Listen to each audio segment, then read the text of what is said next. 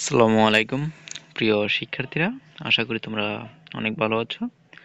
বাংলাদেশ কারিগরি শিক্ষা বোর্ড থেকে এসএসসি ভোকেশনাল নবম শ্রেণী বিজ্ঞান পরীক্ষা 2024 তোমাদের আগামী 26 তারিখ 12 মার্চ 2024 তোমাদের পরীক্ষা শুরু হতে যাচ্ছে। তোমাদের অনেকেই বিজ্ঞান প্রশ্নের ক্যাটাগরি নিয়ে তোমাদের সমস্যা রয়েছে। তো অনেকে তোমরা চিন্তা করছো যে আমরা আসলে কিভাবে পরীক্ষা দিব, সে বিষয় সম্বন্ধে আজকে আলোচনা করব। তোমরা আসলে কিভাবে লিখলে ভালো নাম্বার পাবে, আহ কিভাবে লিখতে হবে বা কিভাবে প্রশ্নগুলো ক্যাটাগরি থাকতে পারে, সেটা আজকে তালিকাটা দেখানোর চেষ্টা করব। তার আগে বলবো, তোমরা যদি আমার চ্যানেলে নতুন হয়ে থাকো তাহলে চ্যানেলটি সাবস্ক্রাইব করে রাখবে, যেন পরে তোমাদের পরীক্ষার প্রত্যেকটি সাজেশন তোমরা তোমাদের কাছে সর্বপ্রথমে চলে যায়। সাবস্ক্রাইব করে রাখবে এই জন্য। আর যদি আমার চ্যানেলটি যদি সাবস্ক্রাইব করা থাকে তোমাদের কাছে, তাহলে তোমাদেরকে অসংখ্য অসংখ্য ধন্যবাদ। তো বিশেষ করে বলবো, তোমরা একটু প্রত্যেকটি পরীক্ষা তোমরা সিলেবাস অনুযায়ী ভালো একটু মনোযোগ সহকারে পড়ো। এটা হচ্ছে তোমাদের একটা নমুনা প্রশ্ন, বলে দিচ্ছি। তোমাদের যদি তবু কারো কোনো প্রবলেম থাকে, আমাকে হোয়াটসঅ্যাপে নক দিতে পারো। হোয়াটসঅ্যাপ লিঙ্ক এখানে দেওয়া দেওয়া থাকবে, সেখানে যোগাযোগ করতে পারো। যে কোনো প্রশ্ন, যে কোনো বিষয়ে সাজেশন পেতে অবশ্যই যোগাযোগ করতে পারো, আমি সেগুলো উত্তর দেওয়ার চেষ্টা করব।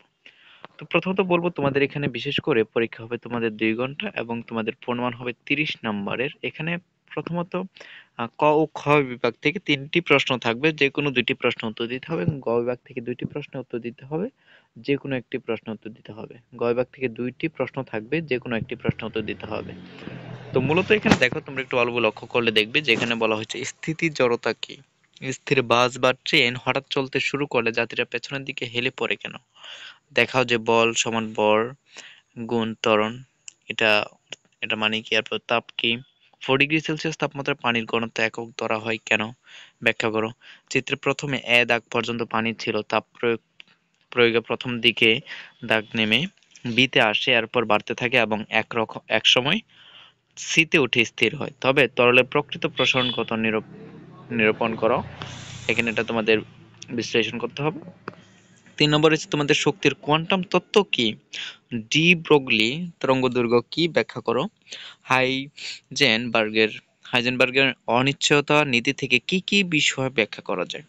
এবং ক্ষয়ভাগ থেকে তোমাদের রয়েছে এখানে আন্তঃআণবিক শক্তি কাকে বলে? আন্তঃআণবিক শক্তি বলতে কি বোঝায়? বরফ, পানি ও জলীয়বাষ্পের মধ্যে কোনটিতে তাপমাত্রা বেশি থাকে? পর্যায় সারণীর অষ্টক তত্ত্বটি লেখো। তারপর রয়েছে ফ্লোরিনের তড়িৎ ঋণাত্মকতা অন্য সকল মৌল অপেক্ষা অধিক কেন? তারপর গ নম্বর রয়েছে তোমাদের লিথিয়াম, সোডিয়াম, এখানে ম্যাগনেসিয়াম, অ্যালুমিনিয়াম। এখানে তোমাদের একটা পর্যায় সারণীর একটা আহ তালিকা এখানে দেওয়া আছে এক পাশে, যদি বা সবগুলো প্রতীক নয়, এখানে কিছু তোমাদের সাংকেতিক কিছু কাজও দেওয়া আছে। যেমন এখানে বিশেষ করে বলে দেওয়া হয়েছে কিউ ও জেড প্রতীক অর্থে ব্যবহৃত। প্রতীক অর্থে, এটা কিন্তু কোনো সংকেত না, এটা তোমাদের বুঝতে হবে। বলা হচ্ছে পারমাণবিক ভর পর্যায় সারণিক মূল ভিত্তি নয় উদ্দীপকের জেড এবং কিউ এর আলোকে ব্যাখ্যা করো।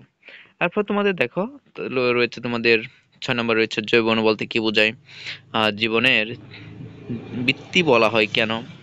জীবনের বৃত্তি বলা হয় কেন? অজৈব অণু থেকে জৈব অণুর সৃষ্টি ব্যাখ্যা করো। এরপর গ বিভাগ থেকে রয়েছে তোমাদের 2টি প্রশ্ন থেকে তোমাদের একটি প্রশ্ন উত্তর দিতে হবে। সেখানে তোমরা দেখতে পাচ্ছ 6 একে 6। এখানে একটি প্রশ্ন লিখলে তোমরা মূলত 6 নম্বর পাবে।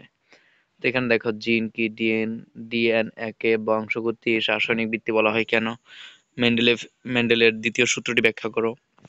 8 নম্বর হচ্ছে সালোক সংশ্লেষণ কাকে বলে? সালোক সংশ্লেষণ কাকে বলে? বিক্রিয়ার মাধ্যমে দেখাও। বিক্রিয়ার মাধ্যমে দেখাতে বলা হয়েছে। তারপর সালোক সংশ্লেষণ প্রক্রিয়ার শক্তি কিভাবে রাসায়নিক শক্তিতে পরিণত হয়েছে। আশা করি তোমরা এখানে বুঝতে পেরেছো। তোমরা এখানে প্রত্যেকটির প্রশ্ন তোমরা যে যে বিভাগ থেকে লিখছো সেই বিভাগের প্রশ্নগুলো উত্তর সে নাম্বার দিয়ে সেগুলোর উত্তরগুলো ভালোভাবে দেওয়ার চেষ্টা করবে। এখানে আমি যদি একটু বলি, তোমাদের হাতের লেখাগুলো সুন্দর করে লেখার চেষ্টা করবে, কারণ হচ্ছে তোমাদের এখানে মূলত তোমাদের হাতের লেখার উপর ভিত্তি করে কিন্তু অনেক ক্ষেত্রে তোমাদের নাম্বার সিলেক্ট করা হয়। কারণ হচ্ছে যে স্যাররা তোমাদের খাতাগুলো কাটবে, সেই খাতাগুলো তোমাদের যদি লেখা স্পষ্টই না থাকে, তাহলে কিন্তু খাতাগুলো তো ভালো নাম্বার আসবে না। তুমি দেখবে ভালোভাবে খেয়াল করে, জনিকের পড়া ভালো কিন্তু লেখা সুন্দর নেই, দেখবে ওর নাম্বার কিন্তু কম আসে বিশেষ করে। তো এই জিনিসটা খেয়াল রাখতে হবে। উম, তোমাদের প্রতি অনেক অনেক শুভকামনা রইলো। পরীক্ষা ভালো রেজাল্ট করো, ভালোভাবে পড়াশোনা করো, এবং প্রত্যেকটি পরীক্ষার সাজেশন পেতে আমাদের চ্যানেলটি সাবস্ক্রাইব করে রাখো, যেন তোমাদের কাছে সর্বপ্রথমে চলে যায়, তোমরা পেয়ে যাও প্রত্যেকটা পরীক্ষার আর সাজেশনগুলো পেয়ে তোমরা একটা প্রস্তুতি নিতে পারবো। আজকের জন্য এতটুকুই। প্রিয় শিক্ষার্থীরা, পরবর্তী ভিডিওতে আবারও দেখা হচ্ছে, আবারও তোমাদের সাথে সাক্ষাৎ হবে। তোমাদের কোনো কোয়েশ্চেন থাকলে, কোনো প্রশ্ন থাকলে আমাকে হোয়াটসঅ্যাপে যোগাযোগ করতে পারো। ধন্যবাদ প্রিয় শিক্ষার্থীরা।